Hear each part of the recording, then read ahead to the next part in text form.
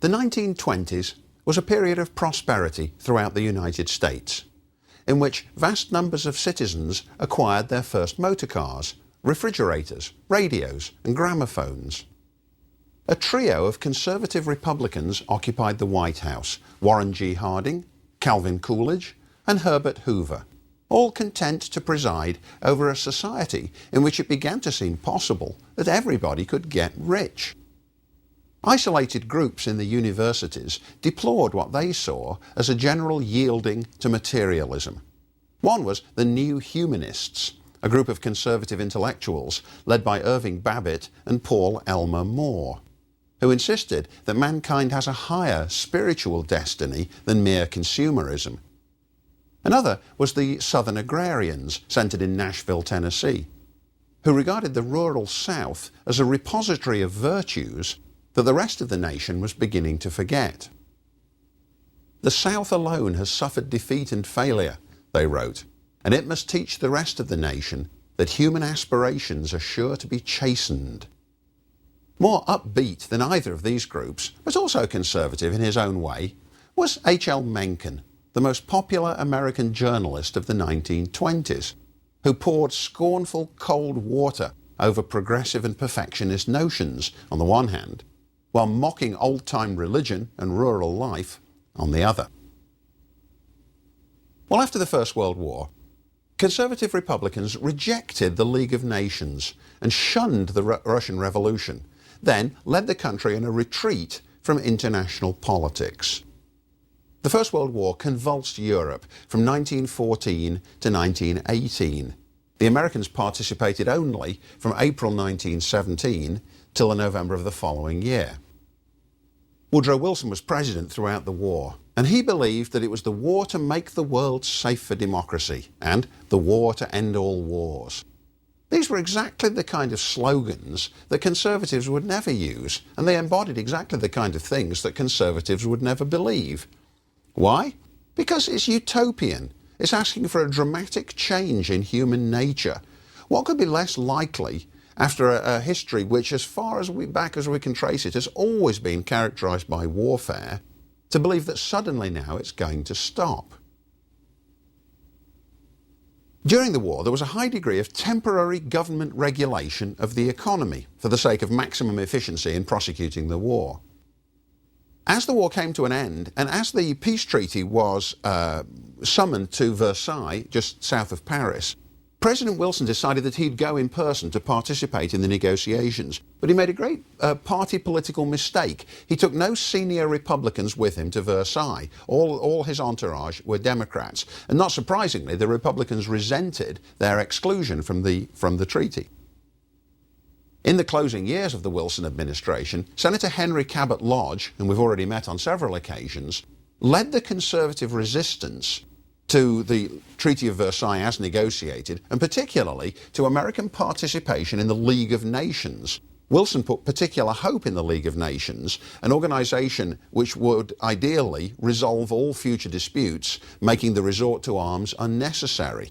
But this was something that Senator Lodge and his fellow conservative Republicans refused to agree to.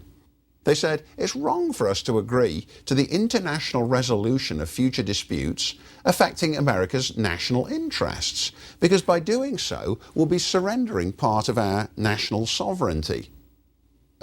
America ought not to put itself into the position where committees made up of Italians and Norwegians might be resolving issues of vital concern to the United States.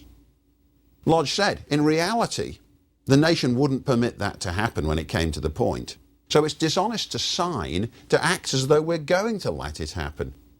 He wrote that he deplored, quote, the natural view of good people who think that if you shout peace loud enough, you will have peace, and who do not see the dangers involved in agreeing to a treaty which makes promises we know we shall not carry out.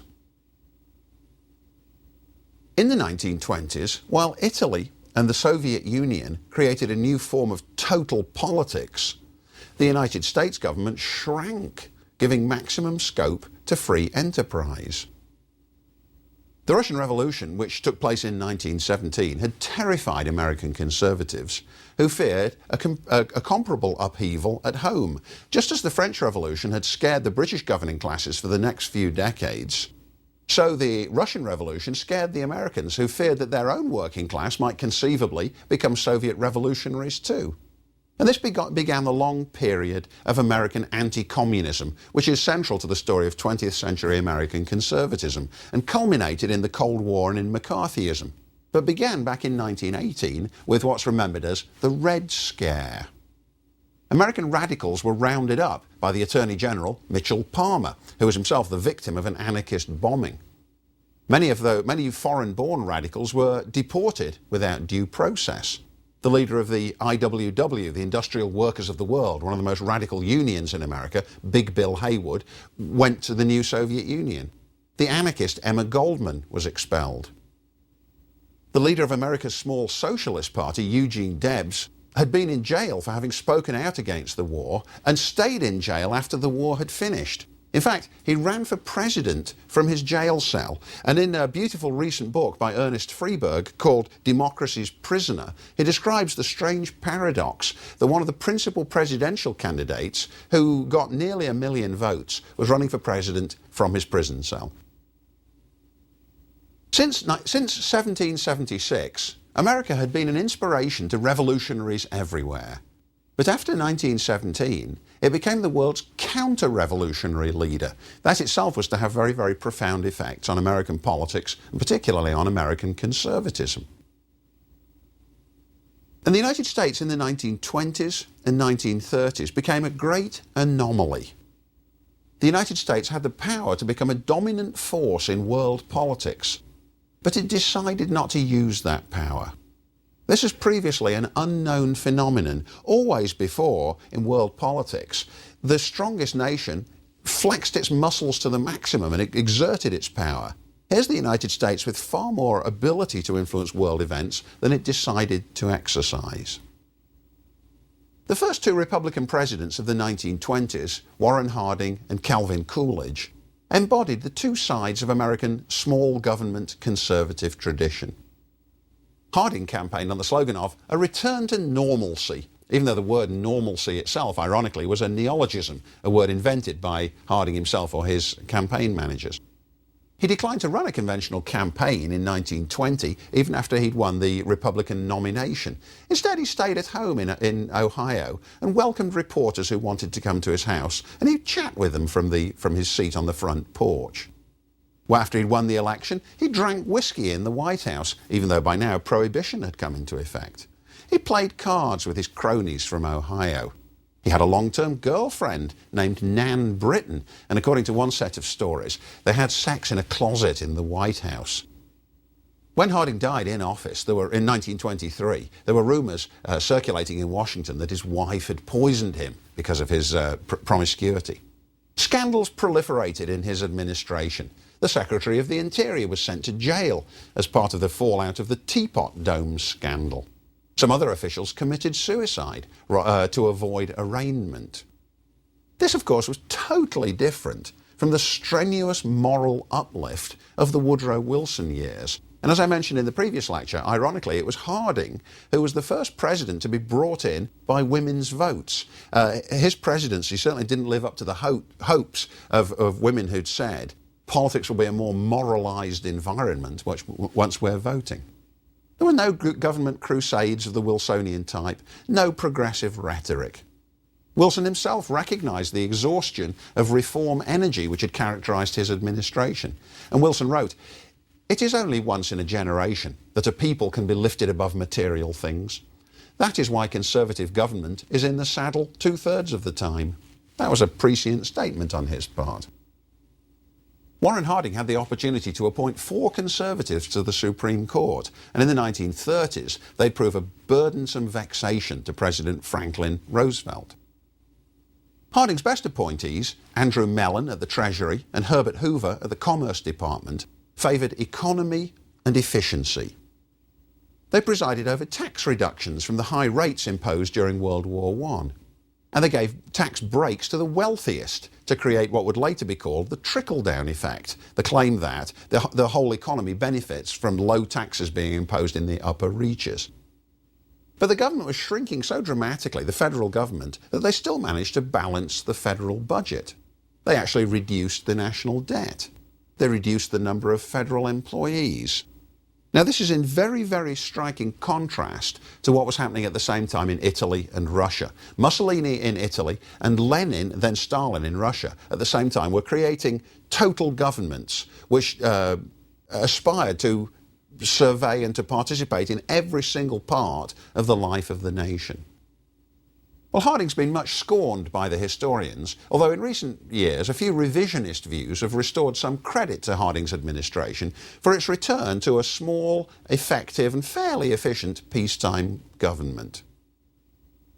After Harding's death in office, Coolidge embodied the old Puritan tradition in his personal life. He also was a small government man, although in personal temperament very different. He embodied the flinty integrity of New England. He was a Vermonter.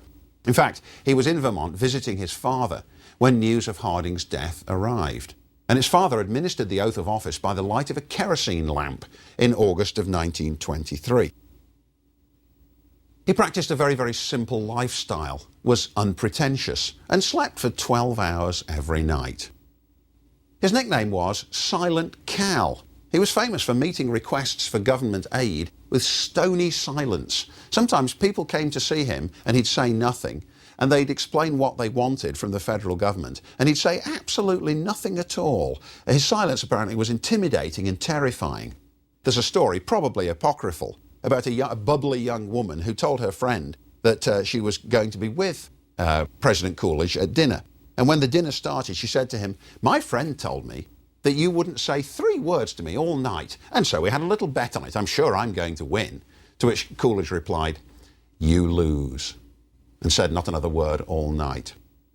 Coolidge said at one point, "4/5 of our troubles would disappear if we would sit down and keep still." Earlier in the course I mentioned Randolph of Roanoke, the Southern conservative of the early 19th century, who said the best kind of legislature is one that sleeps. In other words, makes absolutely no changes. Coolidge favoured business interests openly over and above labour and agriculture. And a Wall Street Journal editorial wrote, "Never before, here or anywhere else, has a government been so completely fused with business." A prolonged economic boom in the 1920s benefited most elements of American society. This was the decade when ordinary Americans began to own cars of their own, refrigerators, radios, washing machines. It was the decade in which advertising developed very quickly, and also consumer credit and the possibilities of installment buying.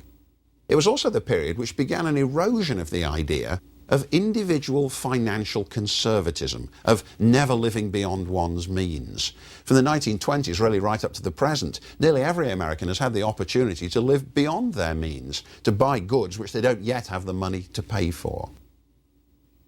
Now, isolated groups of conservative intellectuals protested against what they saw as the gross materialism of the 1920s. One of them was the New Humanists.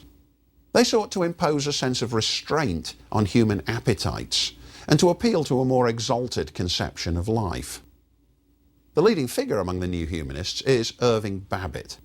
He protested against the rise of utilitarianism in education, against the scientific method, and against mass democracy, which you might well look at as 3 of the characteristics of America in the 1920s. He was a professor of Romance languages at Harvard, and had studied there under the mugwumps Charles Eliot Norton and James Russell Lowell in the later decades of the 19th century.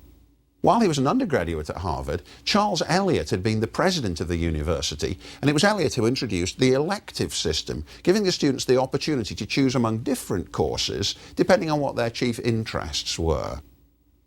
And Irving Babbitt was strongly opposed to this reform. In his view, it compromised the essentially moral purpose of education. It taught the students masses of facts, but it detached them from an overall view of life and its moral foundations. Babbitt also deplored modern science, because it treated life as essentially material and mechanistic, Science had no room for moral issues, which from Babbitt's point of view ought to stand front and centre of any education. Babbitt was a philosophical dualist. He had the view that mankind, that every man has a lower physical side and a higher moral side. And he spoke regularly of the inner check that the conscience imposes to make the moral side of man dominant over against the lower animal side of man. The inner check or conscience must dominate and be nurtured by moral education. He wrote that ever since the Enlightenment, philosophers had exaggerated human goodness. Rousseau, for example, had the idea that man was essentially good, but that human institutions made him vicious. Man is born free but is everywhere in chains. Babbitt said no to that. Man is not naturally good. There's a constant battle going on within every one of us for self-mastery. Now, the new era, the 1920s in America, seemed to him scary. It was too materialistic. There were no calls being made for sacrifice. And this was a democracy that catered to the very lowest common denominator, he said. In a book from 1924 called Leadership and Democracy, Babbitt wrote this: "Genuine leaders, good or bad, there will always be. And democracy becomes a menace to civilization when it seeks to evade this truth. The notion, in particular, that a substitute for leadership may be found in numerical majorities that are supposed to reflect the general will is only a pernicious conceit. In the long run, democracy will be judged, no less than other forms of government, by the quality of its leaders, a quality that will depend in turn on the quality of their vision. Where there is no vision, we are told, the people perish. But where there is sham vision, they perish even faster." Babbitt's great colleague was Paul Elmer More, a professor at Princeton. He judged cultures by austere, absolute moral standards.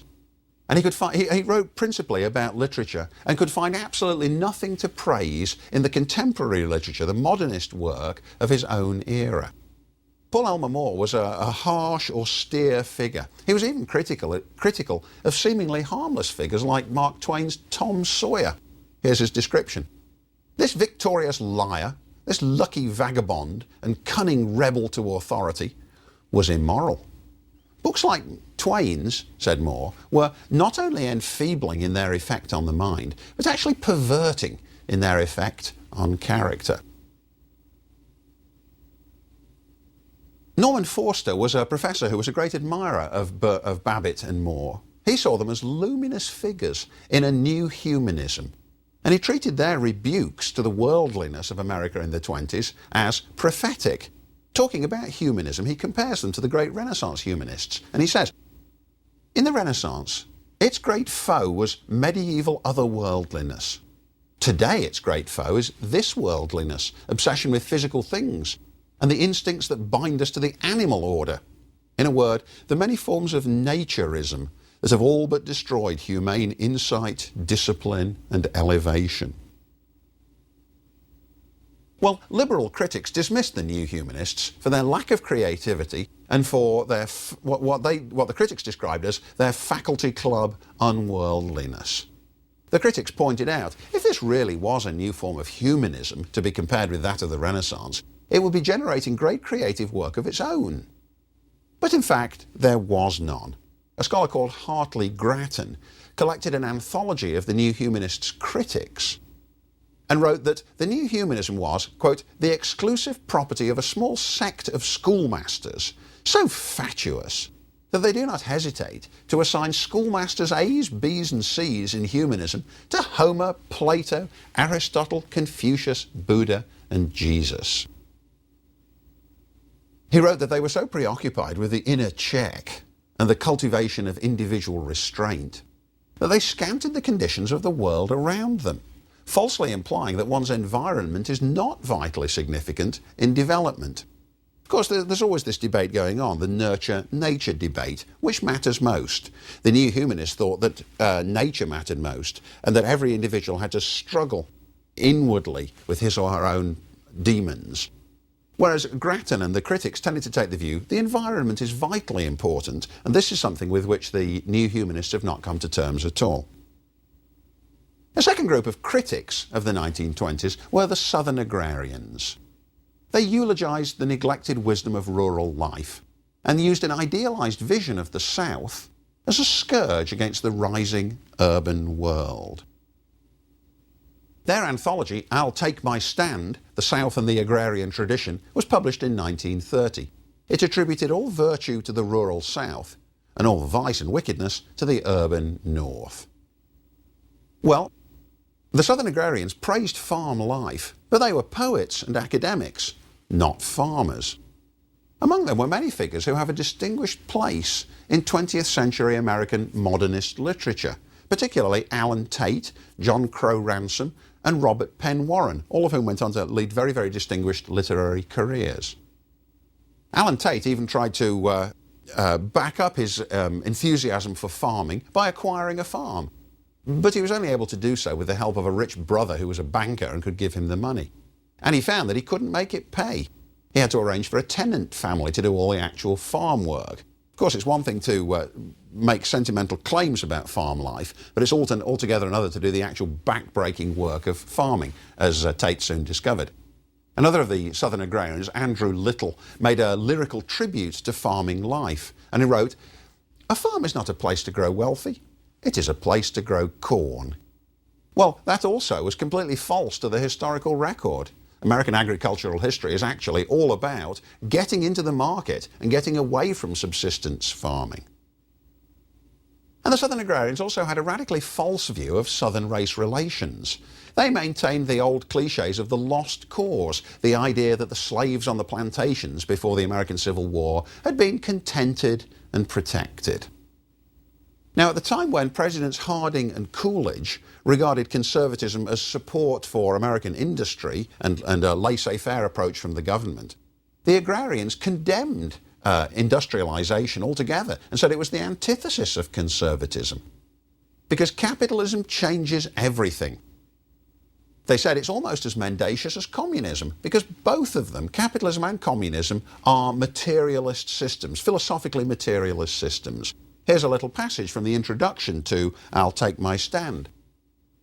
"We look upon the communist menace as a menace indeed, but not as a red one, because it is simply according to the blind drift of our industrial development to expect in America at last much the same economic system as that imposed upon Russia in 1917.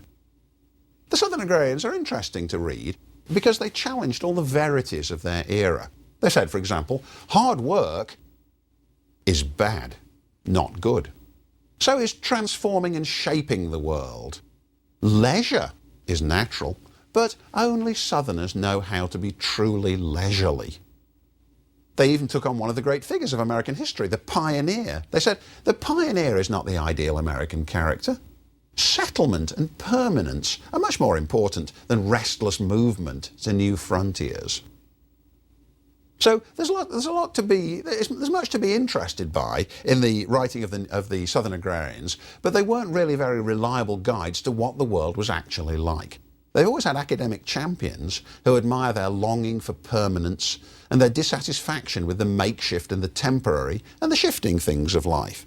But like the new humanists, they were essentially just an academic coterie and certainly had no practical political significance. The satirist H.L. Mencken, an unashamed elitist, poured scorn on the conventions and follies of his era, the 1920s, and became one of the most popular writers of the decade. Mencken was a journalist from Baltimore.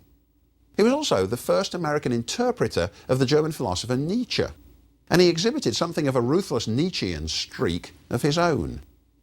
Most ordinary people, in his view, are contemptibly weak. Only the minority are worth our attention, and only the chosen few can lead or even contribute to civilization. Here's a characteristic passage from Mencken. The existence of most human beings is of absolutely no significance to history or to human progress. They live and die as anonymously and as nearly uselessly as so many bullfrogs or houseflies.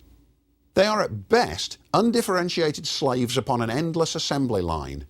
And at worst, they are robots who leave their mark upon time only by occasionally falling into the machinery and so incommoding their betters. Well, Mencken stands squarely in the libertarian tradition descended from John Stuart Mill and William Graham Sumner, rather than in the tradition of Hamilton, the strong government tradition, or the Edmund Burke tradition, which reverences tradition and old things. But Mencken was harsher than William Graham Sumner, who spoke up for the forgotten man. Mencken was ostentatiously indifferent to the common man. He had no illusions at all about democracy and was in fact actively opposed to it. He wrote, "Giving every man a vote has no more made men wise and free than Christianity has made them good." Mencken was famous in his day for scorning and hating the puritanical values, for disliking evangelical Christianity, and for his contempt for rural life. He said of Puritans that Puritans were people who were terrified that someone somewhere is having some fun. Now, his platform, the place where he advanced these views, was a journal called the American Mercury, of which he was the founder and the editor from 1924 to 1933. The American Mercury was a great commercial success. It encouraged middle-class American readers, particularly city dwellers, to see things as he saw them, and to flatter themselves that they were free from many of the idiotic conventions which he was so eager to explode. It was one of the urbane new magazines of the prosperous 1920s, along with the New Yorker, which was founded at about the same time. And in an early editorial, Mencken wrote, "There must be room in the middle for an educated Toryism, the true Disraelian brand. It exists everywhere, but in the United States it has no voice." So a reference back there to Disraeli, the old English Prime Minister of the 1870s. Mencken hated Wilsonian progressivism, the characteristic politics of the 19-teens, and he always tried to deflate its strenuous and aspiring character. This was partly because during the First World War he'd been pro-German, at least until the time when the Americans entered the war, and he was suspected of being an enemy agent. This intensified his hatred of Wilson. He hated prohibition as well, as a blend of Puritanism plus Wilsonian perfection. It was everything he didn't stand for. And he wrote, "Between Wilson and his brigades of informers, spies, volunteer detectives, perjurers and complaisant judges, and the prohibitionists and their messianic delusion, the liberty of the citizen has pretty well vanished in America. In 2 or 3 years, if the thing goes on, every third American will be a spy upon his fellow citizens." Mencken's most famous moment probably came in 1925 at the Scopes monkey trial. Now, what happened here? This is in the town of Dayton, Tennessee. The legislature of Tennessee passed a law making it illegal to teach the evolutionary theory. A young schoolteacher named John Scopes believed that Darwin was right and made a point of teaching Darwinian theory. He was prosecuted and put on trial. Clarence Darrow, a famous Chicago attorney, volunteered to defend Scopes, and William Jennings Bryan, the old Democratic presidential candidate and a leading creationist, a fundamentalist, volunteered to help the prosecution. So all sorts of people gathered in Dayton, Tennessee for the trial, which became something of a circus or a show. And Mencken himself went down there. He was friends with Darrow and wrote ruthlessly scornful editorials about the Scopes monkey trial, and took great glee in the fact that Darrow was able to make a fool of William Jennings Bryan by showing how very, very little Bryan actually knew about the vast complexities of the formation of the Earth and the origins of life. Well, there's something very unlikable about Mencken, particularly his attitudes when you take them away from the writing. But on the other hand, he's very likable because he's saved by an extraordinary wit and a love of paradox. I mentioned earlier that the New Humanists were intensely preoccupied by questions of conscience. Here's what Mencken has to say about it. "Conscience is a mother-in-law whose visit never ends." Isn't that beautiful? Well, the New Humanists, the Agrarians and Mencken were all different types of conservatives, reacting to the prosperous America of the 1920s. The onset of the Great Depression, after the Wall Street crash of 1929, would bring new elements of conservatism to the fore.